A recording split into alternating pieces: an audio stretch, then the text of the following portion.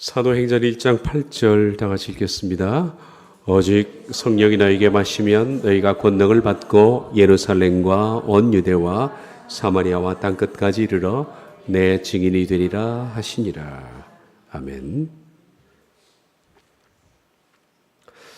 자, 사도행전을 성령행전이라고 흔히들 부르는데, 사도행전을 보면서 성령님이 어떻게 일하셨는가 하는 것들을 사람들은 대부분 놓칩니다. 그 사람 얘기만 하는 거죠. 오순절 성령님의 역사, 또 나아가서는 어떤 기적을 일으켰고, 베드로, 바울, 이런 얘기들만 쭉 합니다. 근데 가장 중요한 것은 성령님이 사도행전에서 어떻게 이루어 나가시냐 하는 것을 보는 것이 중요합니다. 그게 사도행전을 보는 목적입니다. 이런 것들은 글로 써 있는 것이 아니라 글과 글 사이에 있는 내용입니다. 이걸 읽어내야 돼. 사도행전을 우리가 보는 이유가 이런 보이지 않는 성령님의 행전들을 읽어내는 겁니다. 사도행전 1장 8절에 사도행전은 성령님이 하시는 겁니다. 성령님이 베드로나 바울을 통해서 어떻게 땅끝인 로마까지 복음을 밀어내시는가 하는 것을 보는 겁니다. 교회를 세우시고 그 교회로 하여금 땅끝 로마의 복음이 전해지는 것까지를 기록한 역사서입니다. 이 가운데서 성령님이 어떤 일을 하셨는가 하는 것들을 찾아내는 것이 우리가 사도행전을 읽는 주 목적입니다.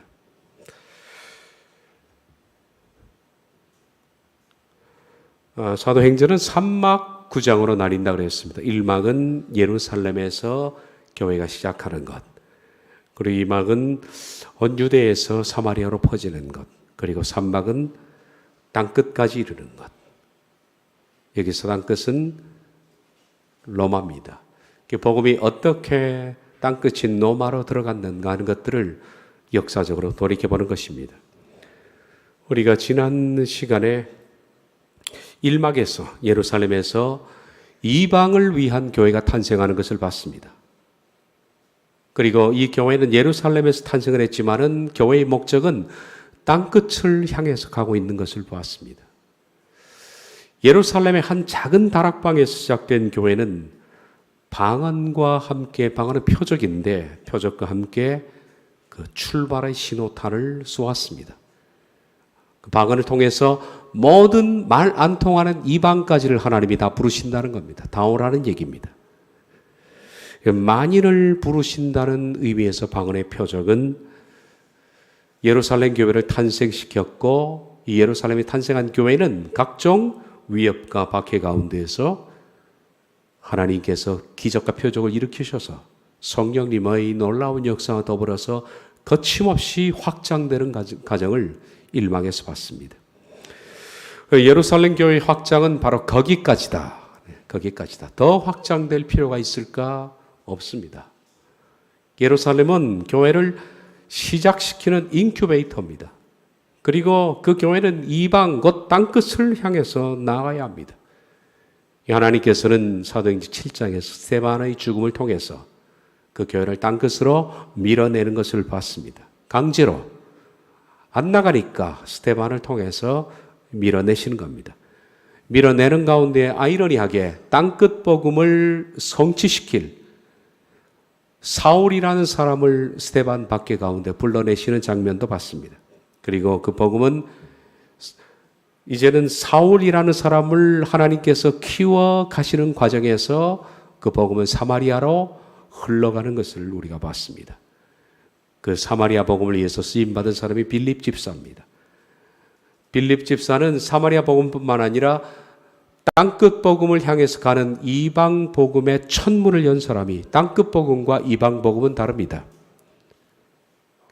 이방인 복음과 땅끝 복음, 이방인 복음은 결국 땅끝으로 가는 과정이지만은 이방인 복음은 나중에 설명하겠습니다만은 바울의 1차, 2차, 3차 전도 여행으로 이방인 복음은 완성됩니다. 그리고 땅끝 복음은 로마 복음입니다. 빌립 집사는 바로 이방인 복음의 천문을 연 사람입니다. 이제 사마리아로 전해진 복음은 이 땅끝을 위해서 이방 선교의 준비 단계로 접어듭니다.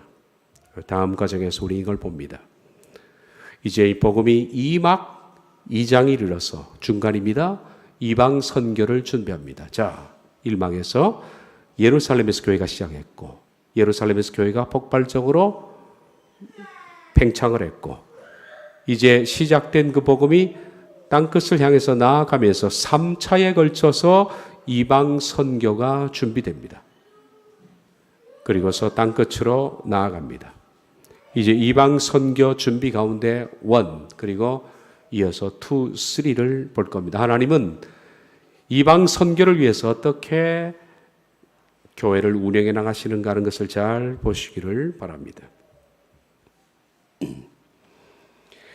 사도행전 1장 8절 읽었던 말씀입니다. 오직 성령이 너에게 마시면 너희가 권능을 받고 예루살렘과 온 유대와 사마리아와 땅끝까지 이르러 내 증인이 되리라 하시니라. 예수님께서 내린 이 명령은 먼저 12제자가 받았습니다. 그리고 12제자를 중심으로 해서 교회가 설립됐습니다마는 이건 정말 이스라엘 12사람에게는 매우 힘든 과제입니다. 우리에게는 별 거리낌이 없는 과제지만은 이들은 유대인입니다. 어릴 때부터 유대식 교육을 받고 유대식 사고에 젖어 있던 사람입니다.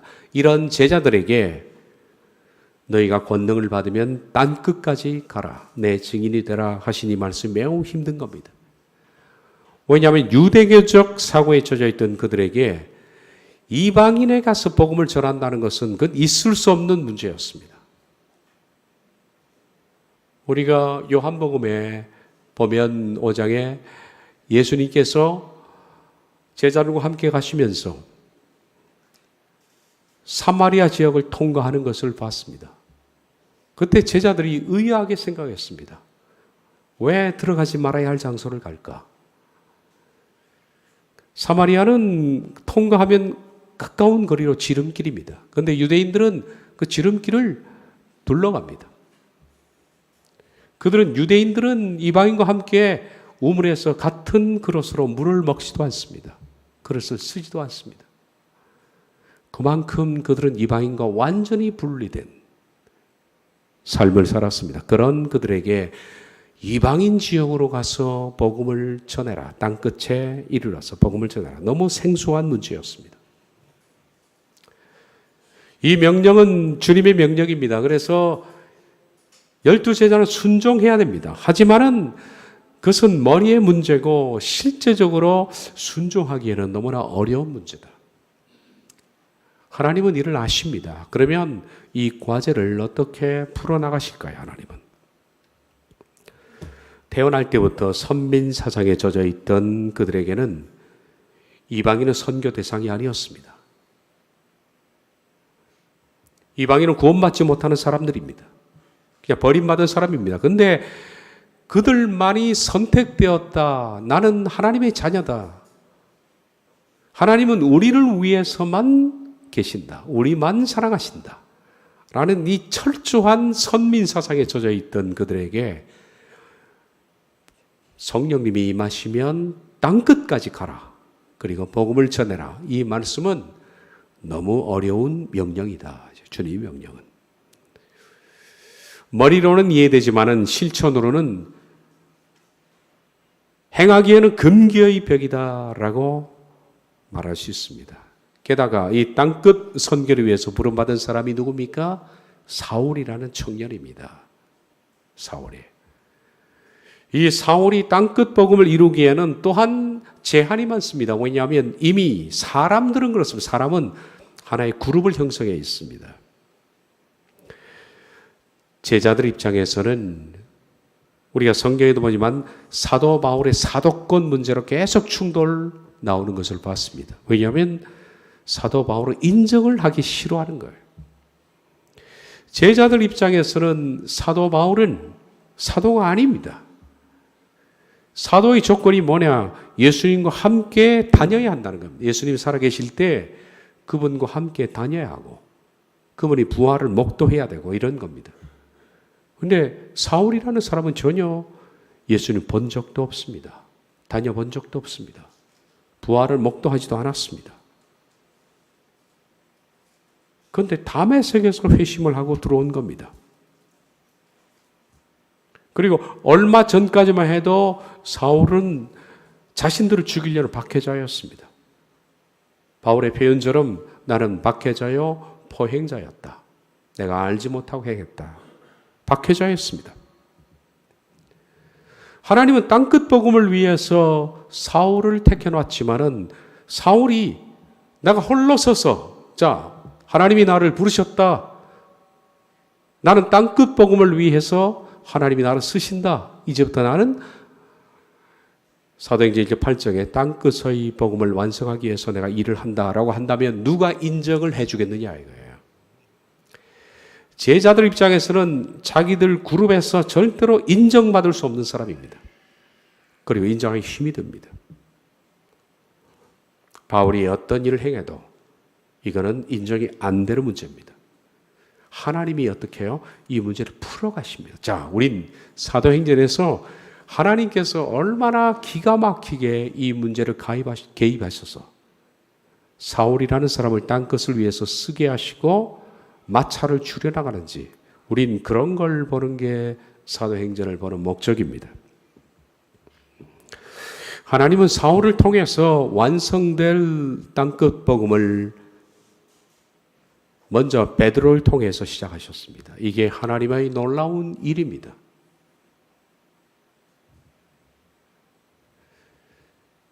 만약에 사도 바울이 먼저 시작했다면 12사도들은 격렬히 반대했을 겁니다. 그리고 인정하지 않았을 겁니다. 그런데 12제자 가운데 가장 캡틴이라고 할 수 있는 베드로가 먼저 땅끝 복음을 위한 이방 선교의 시작을 그가 먼저 경험하게 하는 거예요. 자, 제가 누누이 말하지만은 땅끝 선교와 땅끝 복음과 이방 복음은 다릅니다. 이방 복음 끝에 땅끝 복음이 있는 겁니다. 그러니까 땅끝 이방 선교는 바울이 1차, 2차, 3차에 걸쳐서 한 겁니다. 그리고 로마 땅끝 선교는 굳이 말을 붙이자면 바울의 4차 선교 여행입니다. 그리고 바울이 풀려한 뒤에 5차 선교 여행이 있을 것으로 추정되지만은 로마서에는 기록이 없습니다. 그래서 5차 선교 여행은 추정이고 바울이 4차 선교 여행을 했다라는 얘기는 1차, 2차, 3차는 이방인이고 4차가 로마입니다. 이 구분에 대해서는 제가 이어서 쭉 나오는 시간에 설명을 드리겠습니다. 그래서 이방인 선교라는 것은 1차, 2차, 3차에 걸친 바울의 선교 여행, 이게 이방인 복음입니다. 그리고 땅끝은 4차를 말하는 겁니다.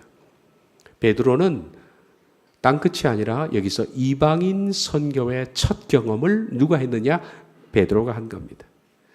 만약에 사울이 경험했다면 인정을 받지를 못합니다. 그런데 베드로가 먼저 경험했고 경험한 그가 제자들에게 이 사실을 알림으로써 사도 바울이 이방 선교를 원활하게 할 수 있도록 마찰 없이 하나님께서 그렇게 나가시는 과정을 우린 사도행전에서 읽어내야 된다. 그럼 베드로가 어떤 경험을 했기 때문에 이방인 경험을 먼저 했을까?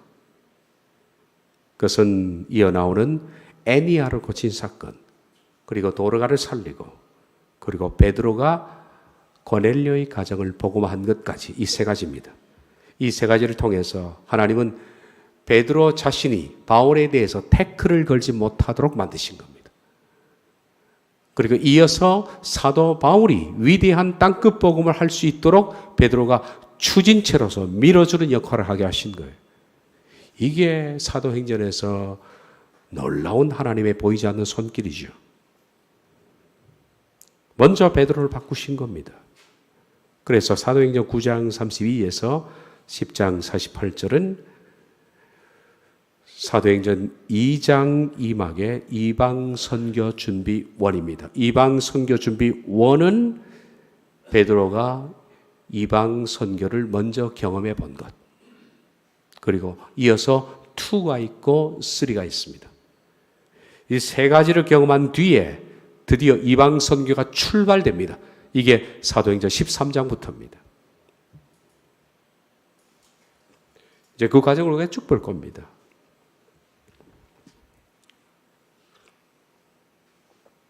자, 지금부터 볼 말씀은 하나님께서 베드로라는 초대교회의 탁월한 권위자요. 그리고 모든 인도자인 베드로가 먼저 이방 복음을 경험함으로써 사울이라는 사람에 대해서 그가 추진체로서 밀어줄 수 있는, 마찰이 생기지 않고 밀어줄 수 있는 관계로 발전되는 과정을 보는데 이 모든 것들을 하나님이 하시는 겁니다. 사도행전 9장 32에서 10장 48절, 그때에 베드로가 사방으로 두루 다니다가 룻다에 사는 성도들에게로 내려갔더니, 룻다로 내려갔다 그렇게 나와 있습니다. 거기에 애니아라는 사람을 만나매 그는 중풍병으로 침상에 누운 지 8해라. 베드로가 이르되 애니아야, 예수 그리스도께서 너를 낫게 하시니 일어나 네 자리를 정돈하라 한데 곧 일어나니 룻다와 사론에 사는 사람들이 다 그를 보고 주께로 돌아오니라. 베드로가 갔던 지역이 룻다입니다. 우리들은 베드로가 기적을 일으켰다와 기적을 보고 놀래거나 그리고 기적을 찬양하거나 나도 이처럼 애니아처럼 중풍병이지만 낫게 해달라. 성경 볼 때 이렇게 보면 빵점이에요. 내가 보니 빵점. 이거 하지 말라는 거예요.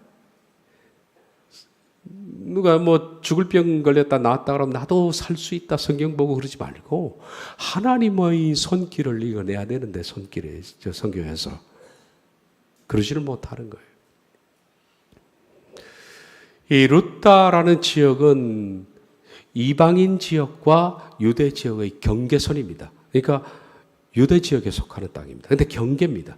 하나님께서 이 불러낸 것은 룻다가 목적이 아니라 이방인 지역을 넘어가게 하려고 하나님께서 그리 먼저 1차적으로 불러내신 겁니다. 하나님이 하시는 일은 아주 부드럽고 순차적입니다. 강제로 그러지 않습니다. 룻다는 베냐민 지파의 거주지입니다. 그리고 이방인과 접경 지역입니다. 룻다에 사는 애니아라는 사람이 중풍병에 걸렸는데 하나님께서 베드로를 통해서 중풍병을 치료시킨 것이 목적이 아니라 베드로가 그 룻다에서 이제는 그 소문이 퍼지니까 욥바라는 지역으로, 이제 넘어가면 욥바니까 욥바 이방 지역입니다. 이방 지역으로 불러내기 위해서 하나님이 경계선을 부르신 겁니다.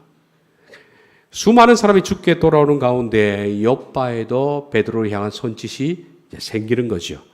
욥바에 다비다라는 여제자가 있으니, 이 다비다는 하나님 믿는 사람인데 이방 지역입니다. 베드로는 가지 않죠, 절대로. 그런데 이방 지역에 살고 있습니다. 이방으로 들어가게 되는 거예요. 그래서 그 이름을 번역하면 돌아가라. 선행과 구제하는 일이 심히 많더니 그때 병들어 죽음에 시체를 씻어 다락에 누이니라. 룻다가 욥바에서 가까운지라 제자들이 베드로가 거기 있음을 듣고 두 사람을 보내어 지체 말고 와달라 간청하여. 그래서 이제는 룻다에서 경계를 넘어서 욥바로 들어갑니다. 하나님은 베드로를 하여금 이방인 지역으로 만약에 바로 보내면 거부 반응도 있을 수 있으니까 적경으로 보내서 욥바로 넘어가게 하셨습니다. 욥바에 가서 베드로가 일어나 그들과 함께 가서 이르매 그들이 데리고 다락방에 올라가니 모든 과부가 베드로 곁에 서서 울며 도르가가 그들과 함께 있을 때 지은 속옷과 겉옷을 다 내보이거늘 베드로가 사람을 다 내보내고 무릎을 꿇고 기도하여 돌이켜 시체를 향하여 이르되 다비다야 일어나라 하니 그가 눈을 떠 베드로를 보고 일어나 앉는지라. 베드로가 손을 내밀어 일으키고 성도들과 과부들을 불러 그가 살아난 것을 보이니 온 욥바 사람들이 알고 많은 사람이 주를 믿더라. 베드로가 욥바의 여러 날이 있어 시몬이라는 무두장의 집에서 머무니라. 그래서 베드로가 욥바까지 간 겁니다. 그런데 하나님은 욥바에서 이제는 더 깊은 이방 지역으로 불러냅니다. 그것이 바로 가이사랴 지역입니다. 룻다에서 욥바로, 욥바에서 가이사랴로 부르기 위한 목적입니다. 가이사랴에 누가 있느냐? 바로 로마의 장교인 고넬료가 있었던 지역입니다. 하나님이 점점점 베드로가 중심 부위로 들어올 수 있도록 부르시는 겁니다. 도르가를 살린 지역이 엿바입니다. 거기 피장이 시몬, 가죽을 가지고서 뭘 만드는 그런 직업을 가진 시몬의 집에 베드로가 거주하게 하면서 하나님 한 발 더 가이사라 지역으로 불러내는 장면이 나옵니다. 가이사라에 고넬료라 하는 사람이 있으니 이달리아 부대라 하는 군대의 백부장이라. 그가 경건하여 온 직과 더불어 하나님을 경외하며 백성을 많이 구제하고 하나님께 항상 기도하더니 하루는 제9시쯤 되어 환상 중에 밝히 보매 하나님의 사자가 들어와 이르되 고넬료야 하니 고넬료가 주목하여 보고 두려워 이르되 주여 무슨 일이니까? 천사가 이르되 네 기도와 구제가 하나님 앞에 상달되어 기억하신 바가 되었으니 네가 지금 사람들을 욥바에 보내어 베드로라 하는 시몬을 청하라. 구체적으로 말하지요. 그의 이름 그리고 그가 거주하는 지역 그리고 그 집은 바로 무드장이 시몬의 집에 있고 그 집은 해변 근처에 있다. 아주 상세하게 말씀을 합니다.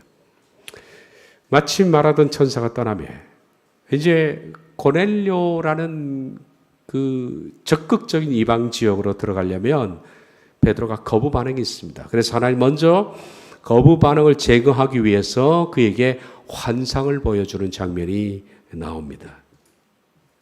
고넬료가 집안 하인 둘과 부하 가운데 경건한 사람 하나를 불러 이 일을 다 이루고 엿바로 보내니라. 이튿날 그들이 길을 가다가 그 성에 가까이 갔을 그때에 베드로가 기도하려고 지붕에 올라가니 그 시각은 제6시더라. 그가 시장하여 먹고자 하며 사람들이 준비할 때에 황홀한 중에 하늘이 열리며 한 그릇이 내려오는 것을 보니 큰 보자기 같고 네 길을 메어 땅에 들이웠더라. 그 안에는 땅에 있는 각종 네 발가지 짐승과 기는 것과 공중에 나는 것들이 있더라. 또 소리가 있으되 베드로야 일어나 잡아먹으라 하거늘 베드로가 이르되 주여 그럴 수 없나이다. 속되고 깨끗하지 아니한 것을 내가 결코 먹지 아니하였나이다 한데 또 두 번째 소리가 있으되 하나님께서 깨끗하게 하신 것을 네가 속되다 하지 말라 하더라. 이런 일이 3번 있은 후 그 그릇이 곧 하늘로 올려지니라. 베드로가 본 바 환상이 무엇인 뜻인지 속으로 의아해하더니 도대체 왜 하나님께서 이렇게 율법에 속되다 한 짐승을 먹으라 하셨을까? 내가 정결하게 했으니 먹으라. 그것은 율법적으로 이스라엘 백성들은 유대 지역을 가지 말라고 배웠는데 하나님께서는 이방을 정결케 했으니까 가도 된다는 말이죠. 이 뜻이 뭔지를 몰랐습니다. 마침 고넬료가 보낸 사람들이 시몬의 집을 찾아 문 밖에 서서 불러 묻되 베드로라 하는 시몬이 여기 유숙하느냐 하거늘 베드로가 그 환상에 대하여 생각할 때에 성령께서 그에게 말씀하시되 두 사람이 너를 찾으니 일어나 내려가 의심하지 말고 함께 가라. 내가 그들을 보내었느니라 하시니 베드로가 내려가 그 사람들을 보고 이르되 내가 곧 너희가 찾는 사람인데 너희가 무슨 일로 왔느냐. 그렇게 해서 베드로가 따라갑니다. 두 사람을. 이튿날 가이사라에 들어가니 이게 이방 지역으로 사도가 간 첫 번째 케이스입니다. 고넬료가 그의 친척과 가까운 친구들을 모아 기다리네. 마침 베드로가 들어올 때 고넬료가 맞아 발 앞에 엎드려 절하니 베드로가 일으켜 이르되 일어서라. 나도 사람이라 하고 더불어 말하며 들어가 여러 사람이 모인 것을 보고 이르되 유대인으로서 이방인과 교제하며 가까이 하는 것은 위법인 줄을 너희도 알거니와. 그 위법입니다. 그들의. 근데 이 하나님이 이 벽을 깬 겁니다. 이 벽을 베드로가 깼기 망정이지 사울이 직접 했으면 난리 났을 겁니다. 아마. 하나님은 베드로를 하여금 먼저 깨게 하신 거예요. 하나님께서 내게 지시하사 아무도 속되다 하거나 깨끗하지 않다 하지 말라 하시기로 부름을 사여지 아니하고 왔노라. 묻노니 무슨 일로 나로 불렀느냐. 베드로가 입을 열어 말하되 이제 설교를 시작합니다. 베드로가 이 말을 할 때 성령이 말씀 듣는 모든 사람에게 내려오시니 베드로와 함께 온 할례 받은 신자들이 이방인에게도 성령 부어 주심으로 말미암아 놀라니 이는 방언을 말하며 하나님 높임을 들음이러라. 그러면서 베드로가 먼저 이방 지역에 들어가서 이방의 문이 열리는 것을 본인이 먼저 체험을 했다. 이게 무슨 준비냐?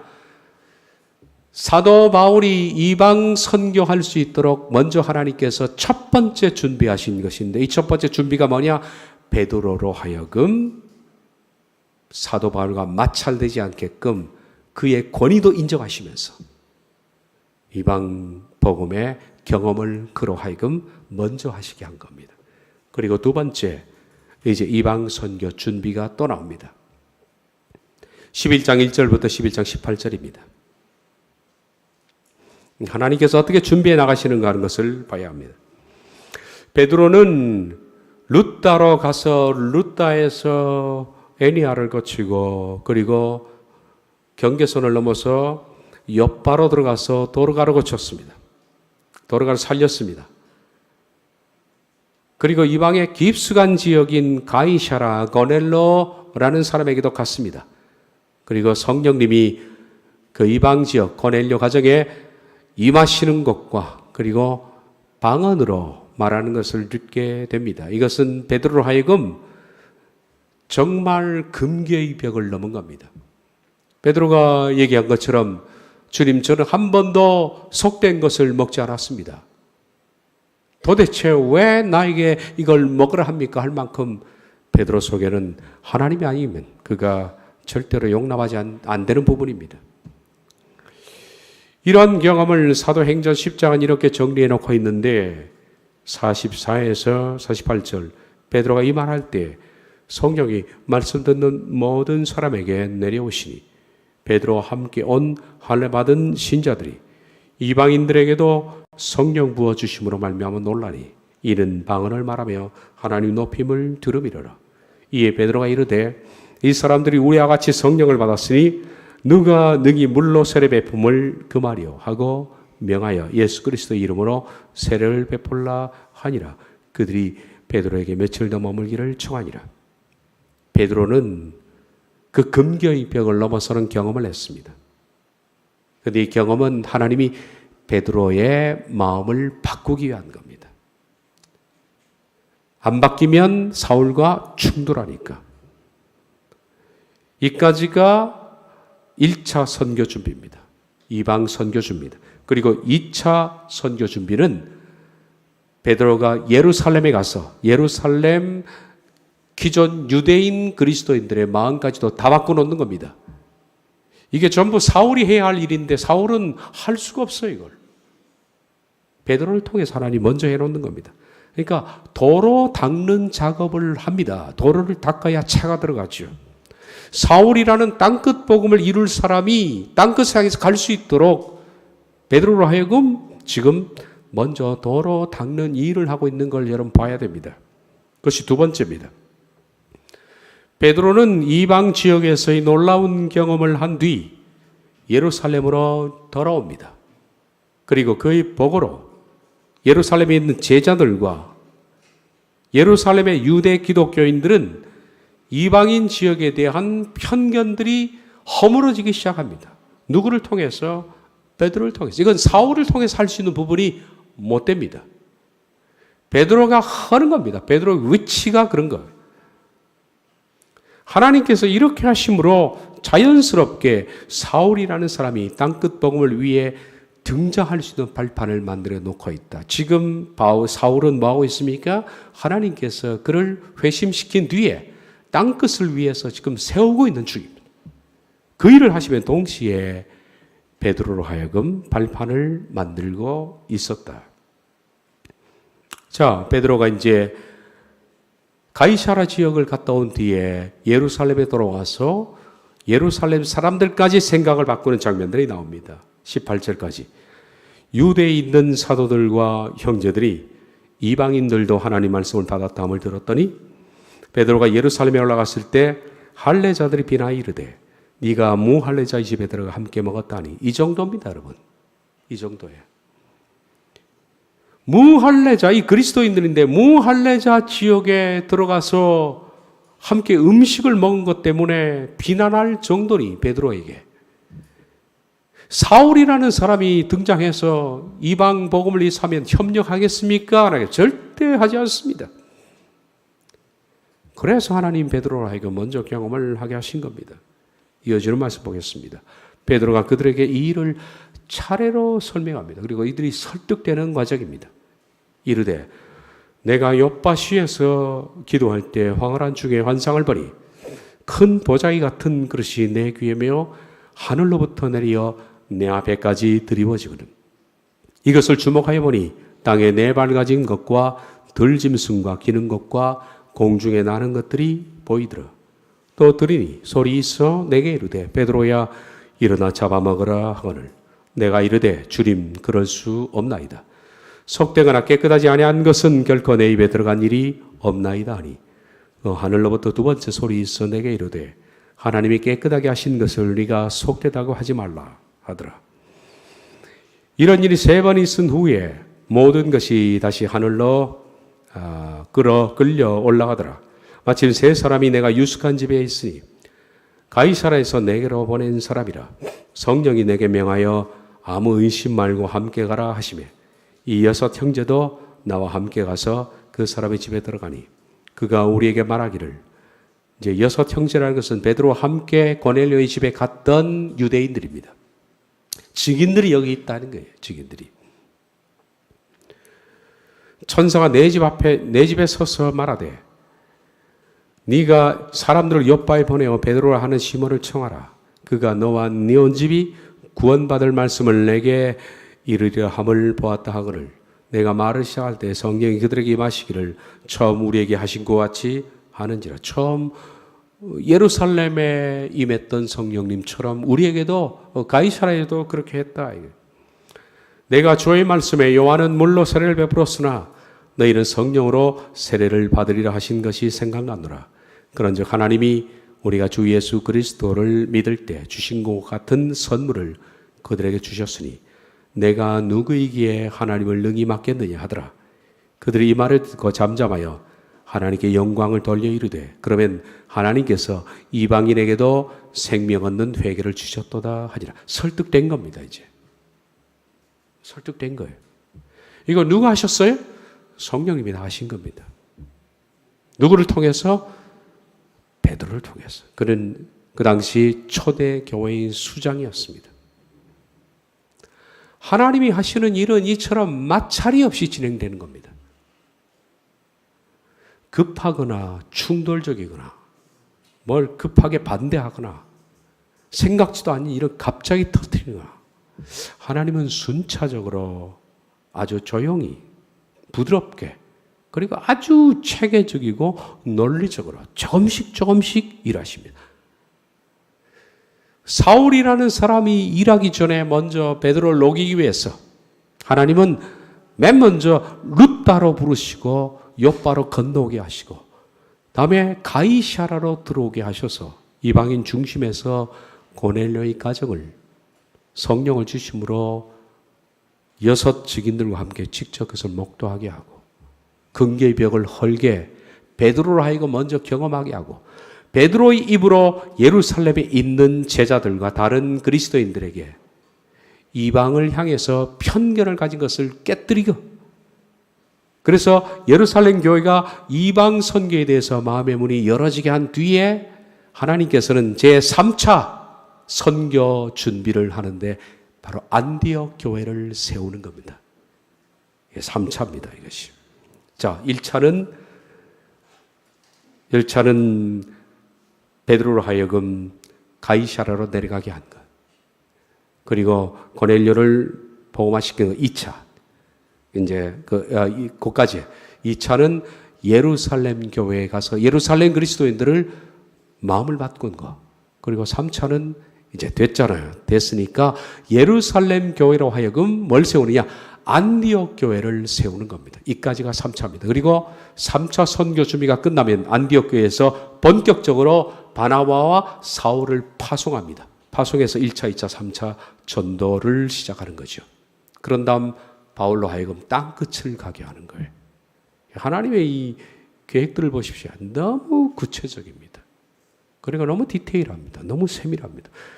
사도행전을 보면서 하나님 참 너무 일하심이 여러분 보여줘야 돼, 느껴줘야 돼. 이걸 보는 게 목적이지 뭐 기적이나 표적 보고 놀라고 이런 것은 아닙니다. 우리가 이제 우리들은 산막으로 들어갑니다. 이제 3장으로 돼. 3장이 땅끝입니다. 땅끝까지라는데 3장은 산막으로 되어 있습니다. 1막, 2막, 3막. 시작, 중간, 끝. 이 땅끝에서는 시작은 이방 선교주비 세 번째. 첫 번째, 두 번째 봤죠? 이제 세 번째를 봅니다.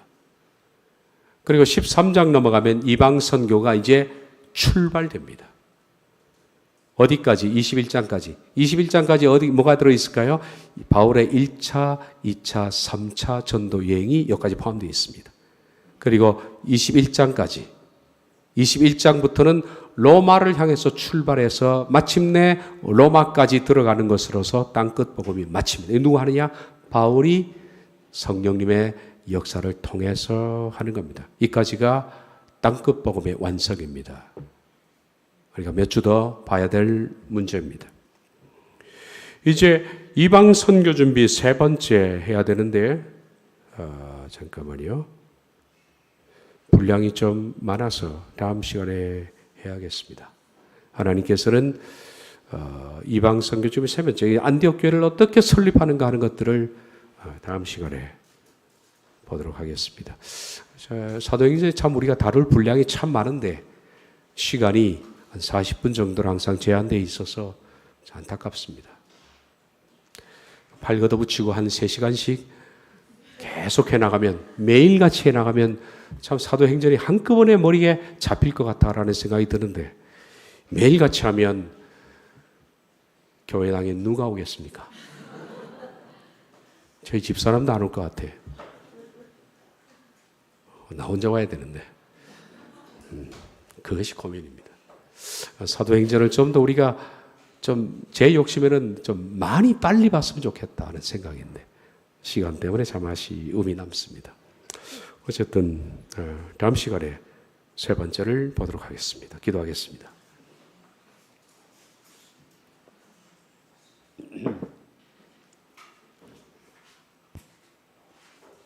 하나님의 일은 참 구체적이십니다. 그리고 놀랍습니다. 사도행전에서 하나님께서 땅끝 복음을 이루어 나가는 아주 면밀하고도 세밀하고 구체적인 하나님의 계획들을 우리가 접해보고 있습니다. 하나님은 사도행전뿐만 아니라 오늘 우리의 삶에도 그런 식으로 접근해 오실 줄 압니다. 그것이 하나님의 성품이며 하나님의 일의 방식입니다.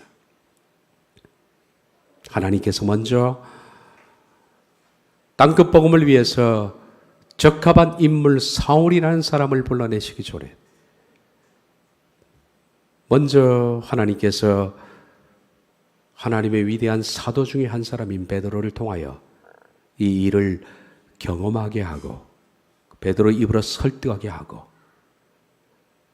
베드로의 손으로 안디옥 교회를 세우게 만들고 세워진 안디옥 교회에 사울을 보내서 마침내 이방으로 땅끝으로 밀어내는 과연 사도행전은 성령님의 행전이며 성령님의 손길이며 성령님의 흔적이고 성령님이 시작하시고 성령님이 완성하신 모든 과정을 적은 역사서입니다. 이와 같은 방법은 오늘날 우리의 삶 속에도 그대로 성령님이 우리를 다루실 때도 그런 식으로 다루시고 그런 식으로 감화시키시고 그런 식으로 완성해 나가는 하나님의 치밀하고 계획적인 그리고 아주 섬세한 아주 부드러운 주님의 놀라운 역사들이 우리 속에 우린 구체적으로 깨닫지를 못하지만은 그것이 우리에게 흘러왔고 또 우리에게 흘러갈 줄로 믿습니다. 하나님을 찬양합니다. 영광을 돌리며 예수님의 이름으로 기도하옵나이다. 아멘.